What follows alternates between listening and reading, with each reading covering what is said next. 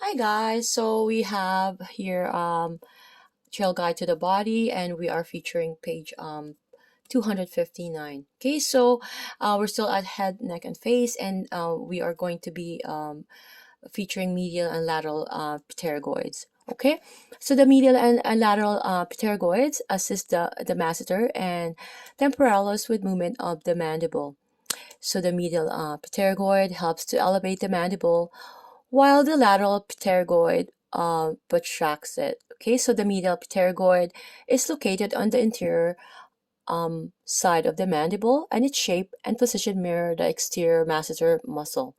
Okay, so the lateral pterygoid has horizontal fibers that extend from the sphenoid bone to the joint capsule and articular disc of the temporomandibular joint.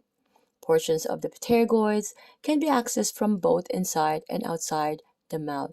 Okay, so um, a good massage therapist can do a manual therapy, and because of the muscle fibers, they have to go inside and outside the mouth, and make sure that when and you are going to a massage therapist, they are licensed so that they are skilled and know how to avoid things that we should be prepared to avoid when we are going to registered massage therapists. Okay, so looking at the information here for the medial pterygoid.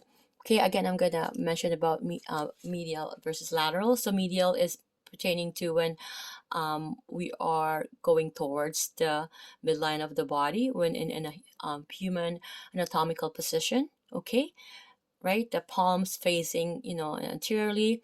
And then again going medially, and if it's going away from the midline, it is lateral.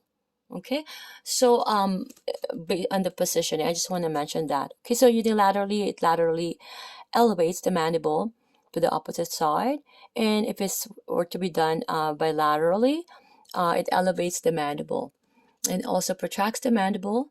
And for the origin, it's the medial surface of the lateral pterygoid plate of the sphenoid bone and tuberosity of the maxilla. And the insertion is the medial surface of the ramus of the mandible.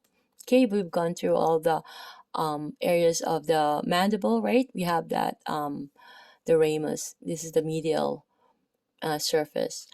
Okay, so we're looking at the posterior lateral view of the medial pterygoid here, and here is the origin and insertion.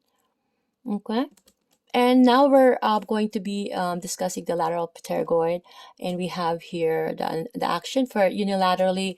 It laterally deviate the mandible to the opposite side, and bilaterally it protract the mandible.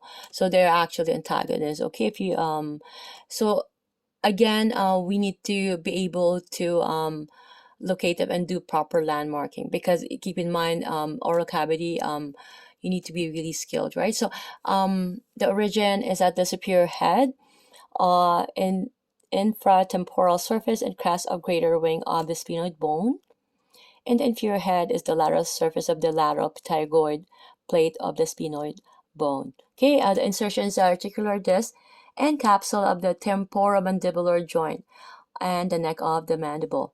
Okay, so nerve innervation is trigeminal nerve number 5. Okay, so we have the image here in a lateral view of the lateral pterygoid with the zygomatic arch and mandible cut, just to show. Okay, because that is so this is the condyle of the mandible, as you can see, right? And here, this is the lateral pterygoid origin and insertion. Okay, origin and then insertion. Okay, so